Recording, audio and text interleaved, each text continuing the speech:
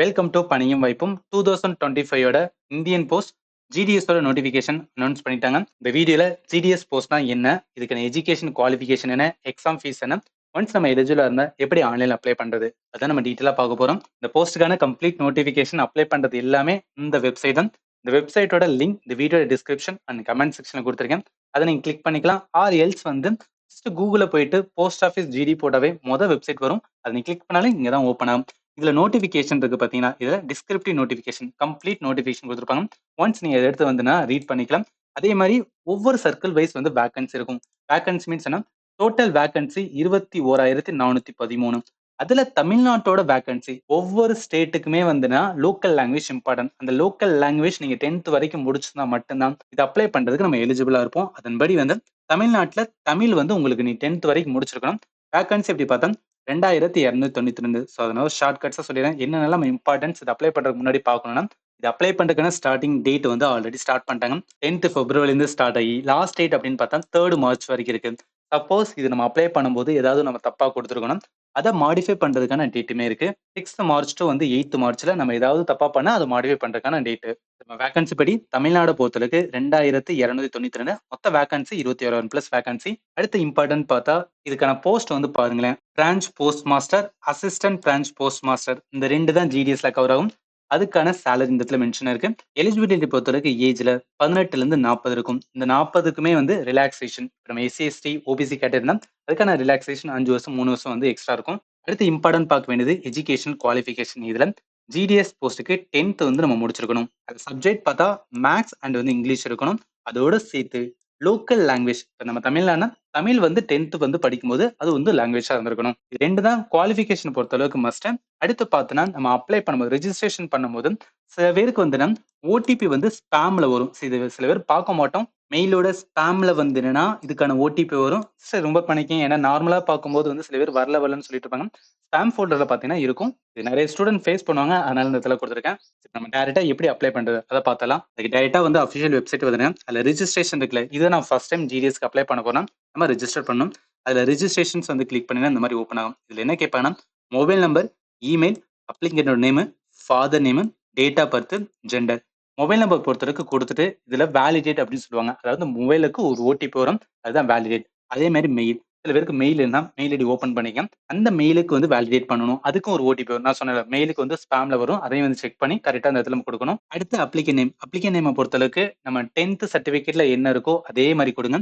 அடுத்து father name, date of birth, அடுத்து gender பொறுத்ததுக்கு மேல், ஃபீமேல் ஆர் டிரான்ஸ்ஜெண்டர். அடுத்து கம்யூனிட்டி பொறுத்தளவுக்கு வந்து நம்ம தமிழ்நாட்டுக்குள்ள பார்க்கும்போது பிசி, எம்பிசி, டிஎன்சி இந்த மாதிரி இருக்கும். பட் அதே நம்ம சென்ட்ரல் லெவல்ல போகும்போது இந்த கேட்டகரி மட்டும் இருக்கும்.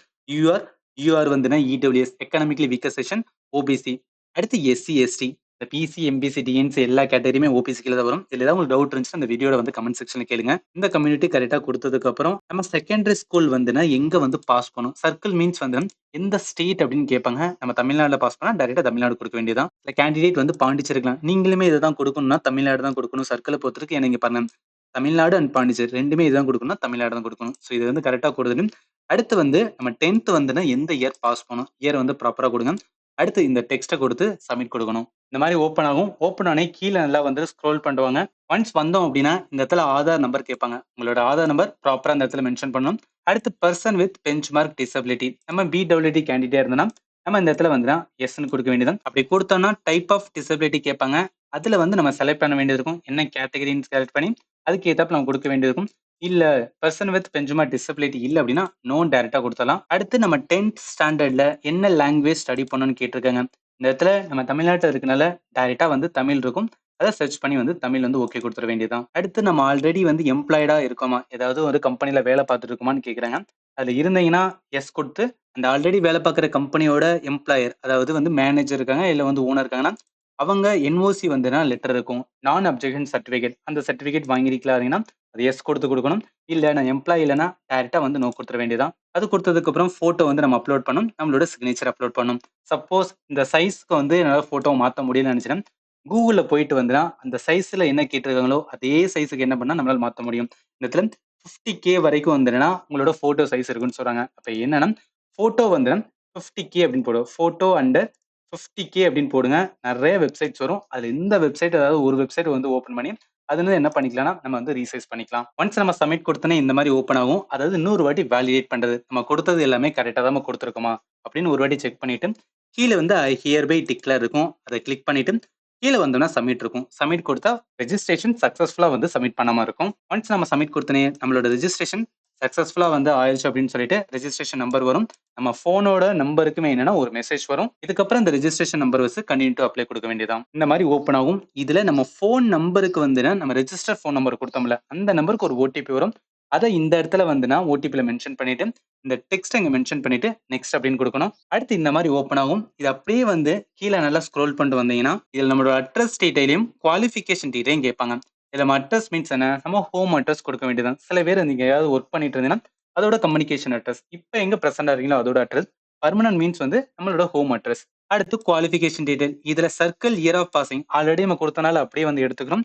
Select the board. அதாவது இந்த இயர் பொறுத்து வந்து என்னன்னா இந்த இடத்துல காமிக்கும். இதுல நீங்க ஸ்டேட் போர்டா இல்ல சிபிஎஸ்சியா இருக்கும். ஸ்டேட் போர்டா இருந்தா ஸ்டேட் போர்டு வந்து கொடுங்க. அந்த மார்க்குக்கான சப்ஜெக்ட் எது எதுல எவ்வளவு எடுத்தீங்களோ அது எல்லாத்தையும் கொடுத்து அண்ட் சேவ் அண்ட் கன்டினியூ கொடுக்கணும். அடுத்து இந்த மாதிரி ஓப்பன் ஆகும். இதுல நம்மளோட ப்ரிஃபரன்ஸ் வந்து சூஸ் பண்ண வேண்டியது இருக்கும். ப்ரிஃபரன்ஸ் சூஸ் பண்றதுக்கு கீழ நல்லா ஸ்க்ரோல் பண்ணுவாங்க. இங்க சர்க்கிள் அப்ளை பண்ணது காமிக்கும். நம்ம தமிழ்நாடுல அப்ளை பண்ணதுனா தமிழ்நாடு இருக்கு. அடுத்து டிவிஷன் வந்து நம்ம சூஸ் பண்ணணும். இதுதான் நம்மளோட ப்ரிஃபரன்ஸ்.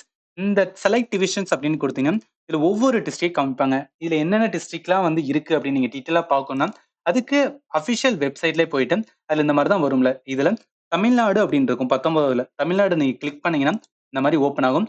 இந்த இதுல என்னன்னா கம்ப்ளீட் 2025யோட டிவிஷன் சர்க்கிள் வந்து இவ்வளவு தான் இருக்கு. இதுல வந்து எந்த டிஸ்ட்ரிக்ட்ல வந்து உங்களுக்கு நியர்பை இருக்கு, இல்ல உங்க டிஸ்ட்ரிக்ட் இருக்குன்னா, ராமநாதபுரம் இருக்குன்னா, இந்த இடத்துல நான் செலக்ட் டிவிஷன்ல ராமநாதபுரம் அப்படின்னு கொடுத்துட்டு நான் என்ன பண்ணுவேன் அப்படின்னா, உள்ள வந்து எத்தனைலாம் இருக்கு அப்படின்னு செக் பண்ணுவேன். வியூ போஸ்ட் அப்படின்னு கொடுத்தா இந்த மாதிரி வரும். இதுல என்னலாம் வந்து என்னன்னா, ஆஃபீஸ் நேம் இருக்கு.